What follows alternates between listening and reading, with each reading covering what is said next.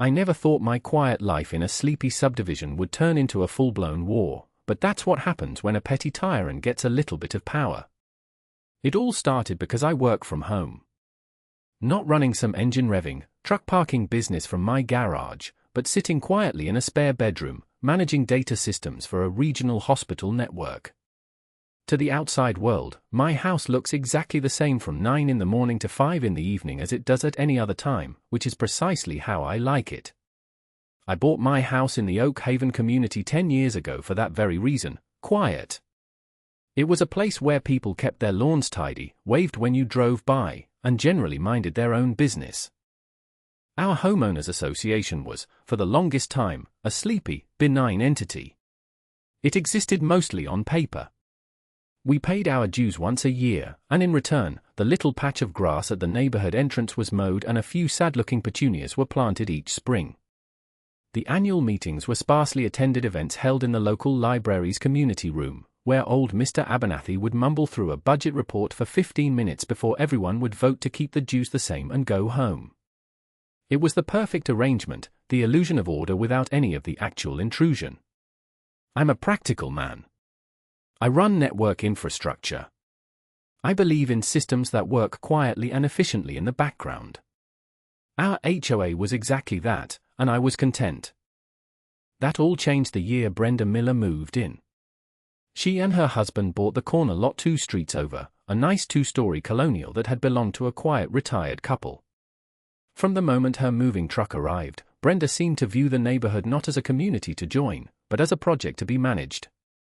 She had a sharp, assessing gaze that seemed to find fault in everything it landed on. Her own lawn was manicured to within a millimeter of its life, her hedges were geometrically perfect, and her welcome mat looked like it was professionally cleaned on a daily basis. Within 6 months, she had attended her first HOA meeting. Within 7, she had volunteered to be on the board. By the end of her first year, old Mr. Abernathy had wearily stepped down, and Brenda, through a combination of sheer force of will and the general apathy of everyone else, was elected president of the Oak Haven Homeowners Association. And that's when the notices started appearing. They were small things at first, little reminders tucked into our mailboxes, printed on aggressively cheerful yellow paper. A friendly reminder: trash receptacles must be returned to their designated storage location, e.g., garage or behind a fence, no later than 8 p.m. on collection day. It was a rule that had technically always been in the covenants, but no one had ever enforced it. Now, you'd see people scrambling in their bathrobes after dinner to drag their empty bins from the curb. Then came the architectural edicts. Brenda, along with a newly emboldened board consisting of 2 of her new friends, formed an architectural review committee. Suddenly, the color of your front door was a matter of intense scrutiny. A neighbor, Tom, had to repaint his perfectly nice forest green door to an approved colonial blue after receiving 3 letters and a formal warning. Holiday decorations were next. A new bylaw was passed limiting the display of seasonal lights to a strict 4-week period, with a fine of $25 per day for any violation. The sense of quiet, neighborly tolerance began to evaporate, replaced by a low-grade hum of resentment and anxiety. People started watching their neighbors, not out of friendship, but to see who would be the next target. I kept my head down. My house was beige, my trim was white, my lawn was mowed. I didn't have any controversial decorations or an unapproved mailbox. I worked my job, paid my mortgage, and figured if I was invisible enough, I'd be left alone. My work was demanding, especially during the healthcare system's transition to a new electronic records platform. I spent my days in video conferences, writing code, and monitoring secure servers. The only sign of my profession was the faint blue glow from my office window after sunset. I was a digital ghost, and that suited me just fine. My peace, however, was built on a fragile foundation. The inciting incident, the spark that lit the long fuse, wasn't a snowstorm or a fallen tree. It was a Tuesday. A perfectly ordinary, unremarkable Tuesday in October. I was deep in concentration, troubleshooting a server outage that was affecting the emergency department's patient intake system. It was high-stakes, stressful work, and I had been glued to my chair for 6 hours, fueled by coffee and the adrenaline of imminent system failure. I had finally isolated the problem and was in the middle of deploying a patch when I heard a loud, insistent pounding on my front door. It wasn't the polite knock of a delivery driver or the cheerful rap of a neighbor. It was an official, commanding knock. It was the kind of knock that demanded to be answered. Annoyed at the interruption, I saved my work and trudged downstairs.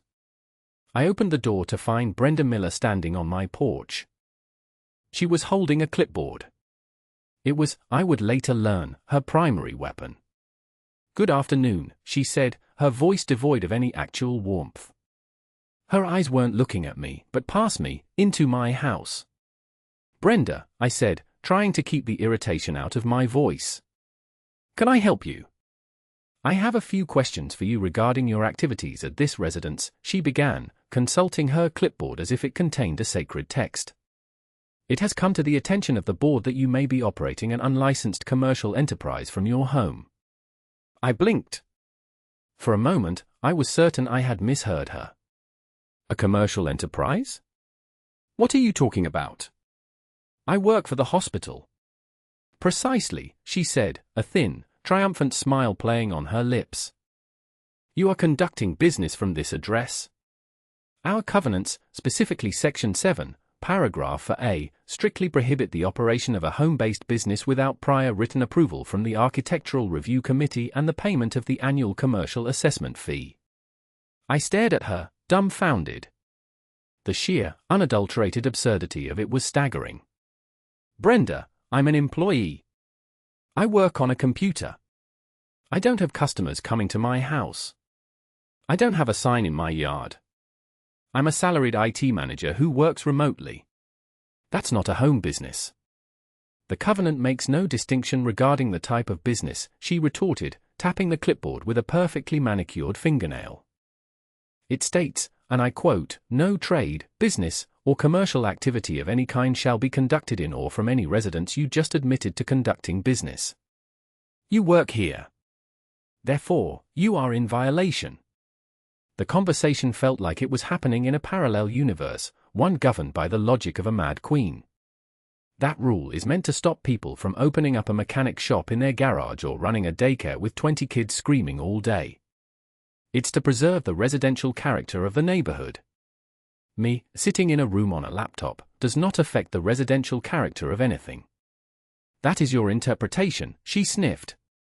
"The board has its own. You have two options.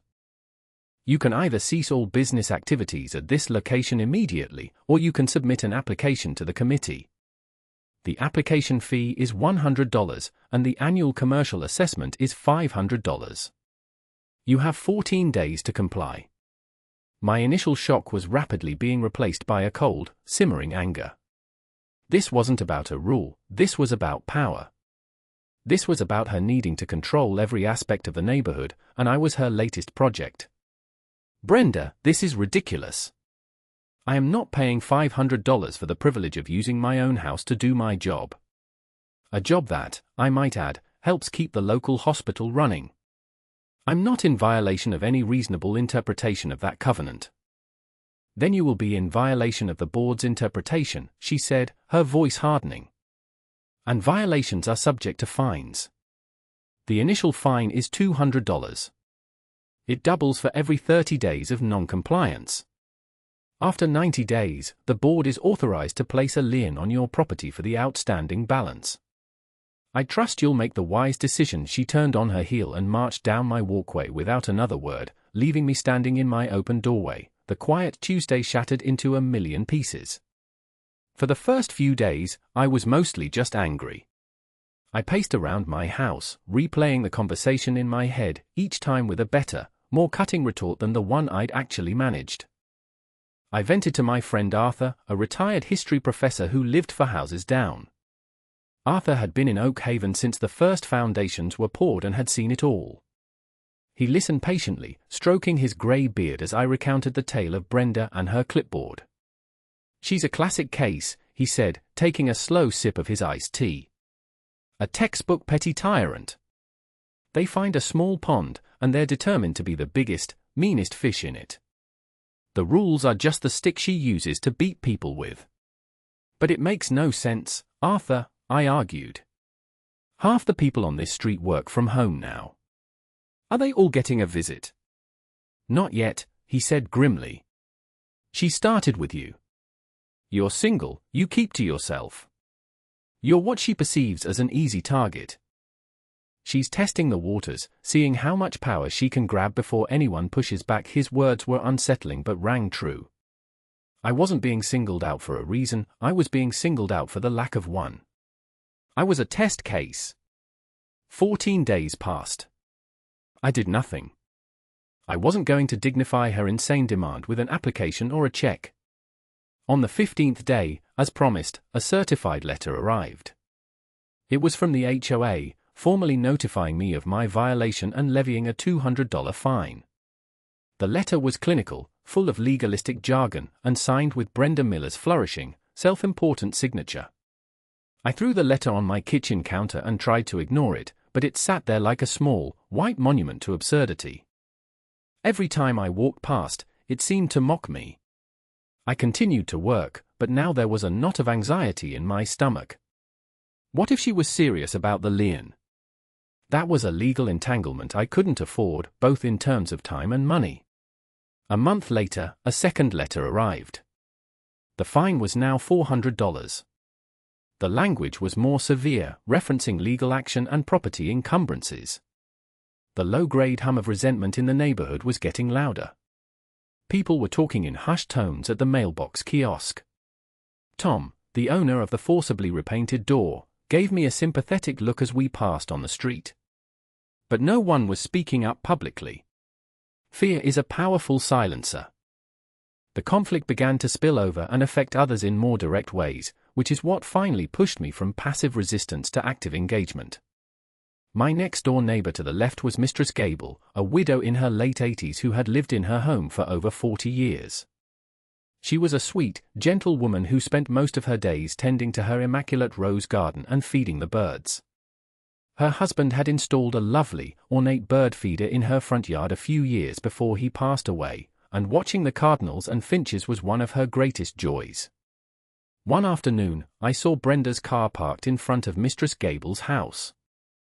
I watched through my window as Brenda, clipboard in hand, pointed at the bird feeder and then at her paperwork, speaking to the elderly woman in a sharp, condescending tone. Mistress Gable looked bewildered and deeply distressed. After Brenda left, I went over to check on her. I found her sitting on her porch swing, her hands trembling. She said my bird feeder is a violation, she whispered, her voice cracking. She said it's a non-permanent yard structure that was never approved by the committee. And she said it attracts rodents. I've never seen a rat in my yard in 40 years. She was holding a notice. A $75 fine, with a demand to remove the feeder within 7 days. Seeing her so upset, so bullied over something so innocent and meaningful, lit a fire in me. This was no longer just about my fight. Brenda wasn't just a stickler for rules, she was a cruel person who enjoyed wielding her power over the most vulnerable. My $400 fine was an abstract annoyance. This was a direct, personal attack on a kind old woman. Don't you worry, Mistress Gable, I told her, my voice firmer than I felt. We're going to sort this out. Don't pay that fine. Don't touch that bird feeder. That evening, I made a decision. Keeping my head down had failed. Ignoring the problem had only made it worse. It was time to fight back, but I knew I couldn't do it with angry retorts on my doorstep. I needed a strategy. I needed to understand the system she was using to terrorize us. And for that, I needed professional help. The next day, I took an afternoon off work and drove downtown to the office of a law firm that specialized in real estate and contract law. I had found them online, and their reviews mentioned experience with HOA disputes. I sat in a leather chair across a large mahogany desk from a man named Mr. Davies. He was in his 50s, with a calm demeanor and eyes that seemed to have seen every kind of neighborhood squabble imaginable. I laid out the whole story: Brenda's rise to power, the petty rules, the confrontation about my business, the escalating fines, and the final straw with Mistress Gable's bird feeder. I handed him the letters I had received. He read them carefully, his expression neutral. "Well," he said, leaning back in his chair, "you've certainly got yourself a situation." On the face of it, her interpretation of the home business's covenant is an extreme overreach. Any judge would likely see it that way. The problem is getting in front of a judge. "What do you mean?" I asked. "HOA disputes are messy," he explained. "They're governed by contract law. You all agreed to abide by the covenants when you bought your homes. To fight this, you'd have to sue the HOA. That's expensive, time-consuming, and the outcome is never guaranteed. The HOA will use your own dues to pay their lawyers to fight you. It's a nasty, uphill battle. They're counting on you not having the resources or the will to see it through." My heart sank. This was exactly what I had feared. "So what can I do?" "Just pay the $500 and let her win." "I didn't say that," Mr. Davies said with a slight smile. "Litigation is the last resort. The first step is to fight her on her own turf. You need to use the association's own rules against her. Do you have a full copy of the HOA covenants and bylaws?" I admitted I probably had them in a dusty file folder from my home closing a decade ago. "Get them," he instructed. "Read them. Read every single word. These documents define the board's power. They also define its limitations.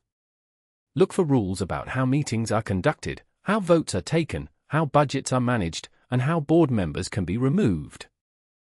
The power of a petty tyrant is often built on the assumption that nobody else has read the rulebook. He paused, then added, "And as a homeowner, you have the right to inspect the association's financial records. I'd start there. Look at the budget. Look at the expenditures. See where your money is going." I left his office with a clear plan and a bill for 1 hour of his time that felt like the best money I had ever spent. He hadn't given me a magic bullet, but he had given me a map.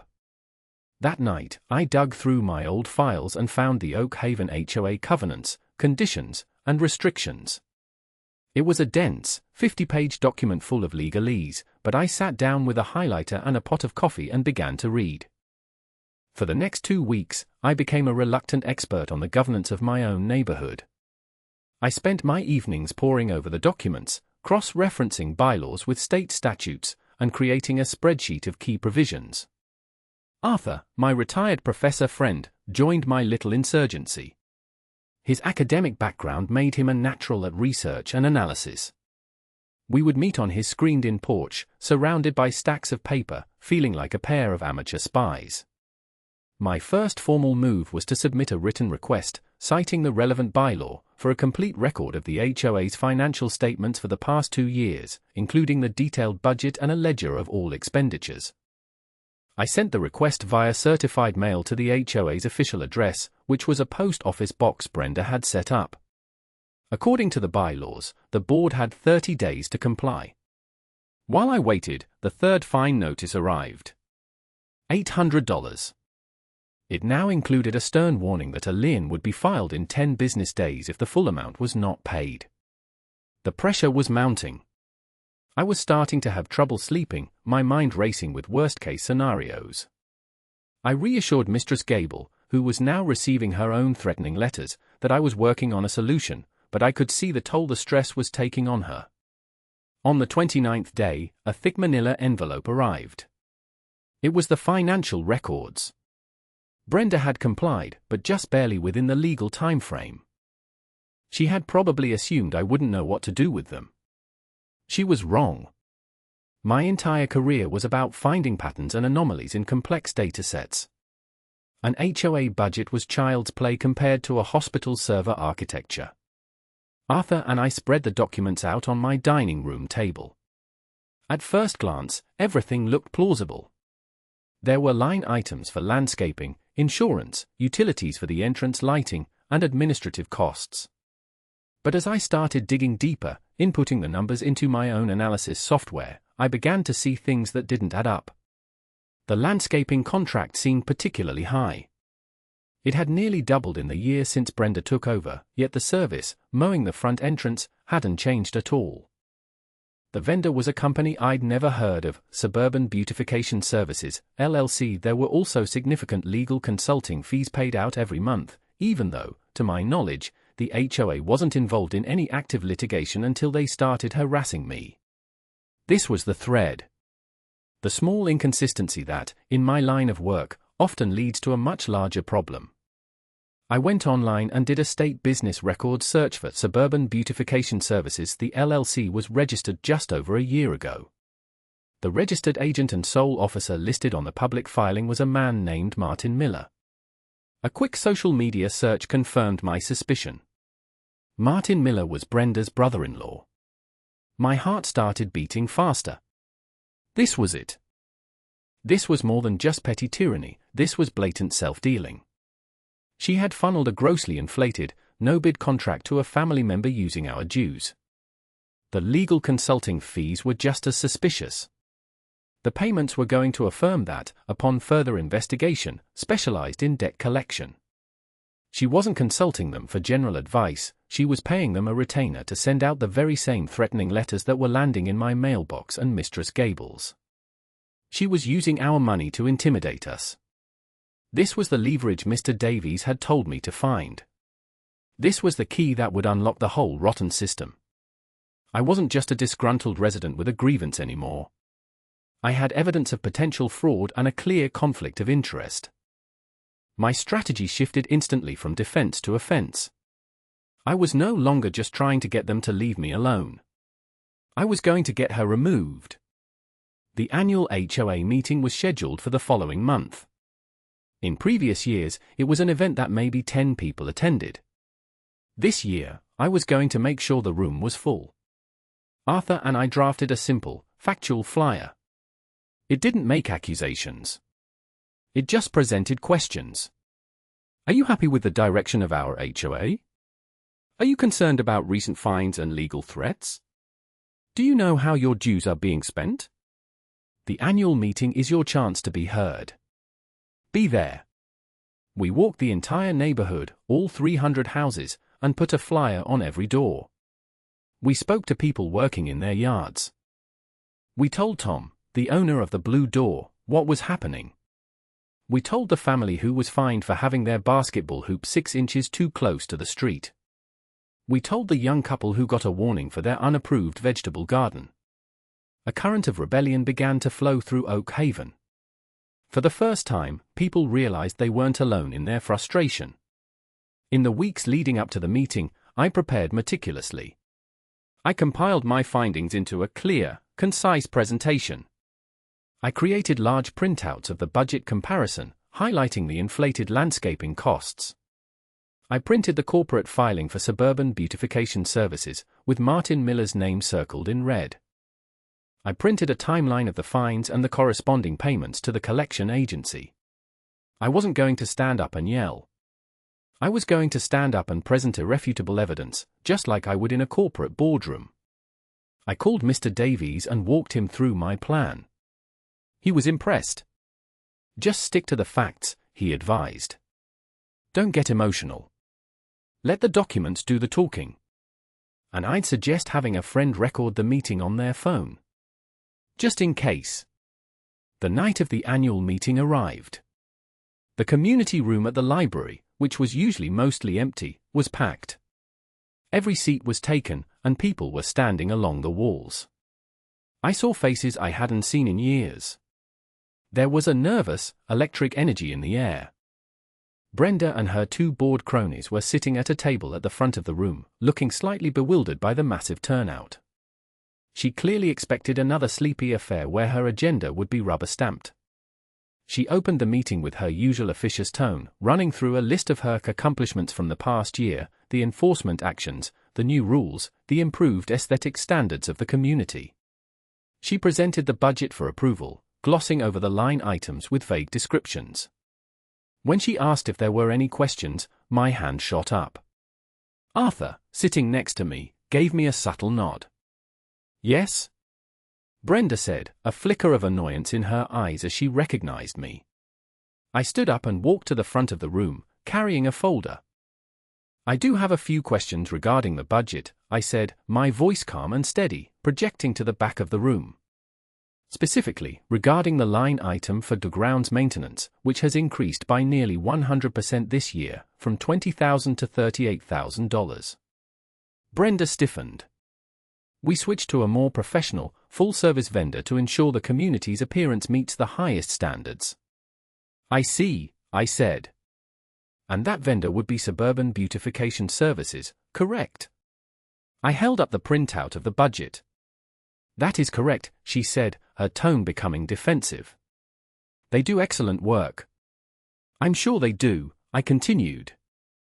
I was curious about this company, so I looked them up in the state's public business filings. I then held up the second document. It's a new company, formed just after you became president. And its owner and sole officer is a Mr. Martin Miller. Is that any relation to you? A collective gasp went through the room. Brenda's face went from pink to a deep, blotchy red. That is a private matter. It has no bearing on the business of the association. I believe a potential conflict of interest and the use of our mandatory dues to pay a grossly inflated contract to your brother-in-law has a great deal of bearing on the business of the association, I said, my voice cutting through the silence. This isn't about high standards. This is about you enriching your family with our money. The room erupted in murmurs. Brenda started banging her gavel on the table. Order? This is an outrageous and unsubstantiated personal attack. You are out of order. I'm not finished, I said, my voice rising slightly to be heard over the noise. Let's talk about the legal consulting fees. Over $12,000 this year. Who are we paying? A debt collection agency. We are paying, with our own dues, for a company to threaten us, to harass an 88-year-old woman over her bird feeder, and to try and extort money from residents for absurd violations like working from home on a computer. I looked out at the crowd, at my neighbors. She has been ruling this community through fear and intimidation, all while potentially misusing the funds we entrusted to her. The bylaws are very clear. Section 12, paragraph 2, allows for the removal of a board member for gross misconduct or malfeasance by a majority vote of the homeowners present at a sanctioned meeting. I believe we have grounds for that right now. Brenda was on her feet, sputtering with rage. This is slander. It's all lies. This meeting is adjourned. She slammed the gavel down again and again. But no one was listening to her anymore. Arthur stood up. I second the motion to vote on the removal of Brenda Miller from the board of directors, he boomed in his old professor's voice. Someone else yelled, third. It was chaos. Brenda's two allies on the board looked terrified, trying to shrink into their chairs. Brenda, realizing her authority had completely evaporated, grabbed her purse and stormed towards the exit, shouting, "You'll all be hearing from my lawyer." As she fled, a quiet man in the back row, who I later learned was a retired accountant, stood up and said, "I think we should also vote to freeze the HOA's bank accounts and authorize a full, independent forensic audit immediately. And I think someone should call the police." The aftermath was swift and decisive. The remaining two board members resigned on the spot. An interim board was formed, with Arthur reluctantly but dutifully agreeing to serve as the temporary president. A motion was passed to hire a forensic accountant and to turn over all of my findings to the local district attorney's office. The investigation confirmed everything I had found and then some. Brenda had not only given the landscaping contract to her brother-in-law, but she had been receiving kickbacks from him. The invoices were inflated by nearly triple the market rate.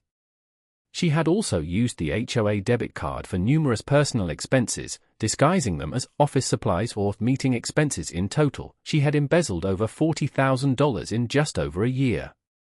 Legal consequences came for her, and they were severe. She was charged with multiple counts of felony theft and fraud. The story made the local news, a short, embarrassing segment about a power-mad HOA president. Her husband, who claimed to know nothing about it but was clearly humiliated, sold their house at a loss within 6 months and they moved away. I later heard from a former neighbor of theirs that Brenda pleaded guilty to avoid a trial and was sentenced to 2 years of probation, ordered to pay full restitution to the HOA, and had to complete 500 hours of community service. Her reign was over, ending not with a bang, but with the quiet shame of a plea bargain. For me, the vindication was immediate.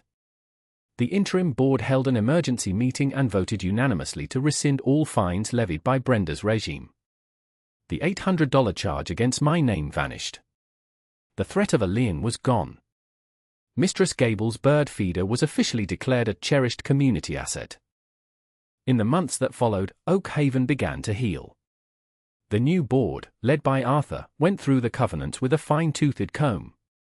They eliminated the absurd, vague, and overly restrictive rules. They replaced them with simple, common-sense guidelines that focused on safety and property values, not on the color of a front door or the placement of a basketball hoop. The budget was made transparent and was posted online for all residents to see. The annual meetings became collaborative and productive, with people actually participating in a positive way. The sense of community, which had been fractured by suspicion and fear, slowly returned. We had a neighborhood barbecue that summer, the first in years. It felt like we had taken our home back. About a year later, I was in the local grocery store, picking up some milk on my way home from the office. I had started going in a couple of days a week, just for a change of scenery. As I rounded the end of an aisle, I saw her. It was Brenda. She looked smaller, diminished. Her hair wasn't as perfectly styled, and the sharp, arrogant set of her jaw had been replaced by a weary downturn. She was holding a discount brand of cereal and staring at it with a vacant expression. Our eyes met for a brief second. A flicker of recognition, followed by a wave of shame, washed over her face. She quickly looked down, pushed her cart in the other direction, and scurried away. There was no anger left in me, no sense of triumph. I just felt a quiet, detached pity for her. She had been given a small amount of power and it had corrupted her absolutely, costing her her home, her reputation, and her dignity. She was no longer a monster, just a sad, broken person in the cereal aisle. I finished my shopping and went home. I walked into my quiet house, into the spare bedroom that served as my office, and looked at my computer. It was just a tool, a machine that allowed me to do my job from the comfort of my own home. It wasn't a commercial enterprise, it was just a part of my life, a life I had been forced to fight for. Looking back on it all, the lesson is clear. The world is full of petty tyrants, people who crave control and will use any tool they can, a clipboard, a gavel, an obscure rulebook, to exert their will over others. They thrive in the shadows of apathy, counting on good people to be too busy or too intimidated to stand up. But when they are confronted with reason, with facts, and with a community that has found its voice, their power crumbles like dust.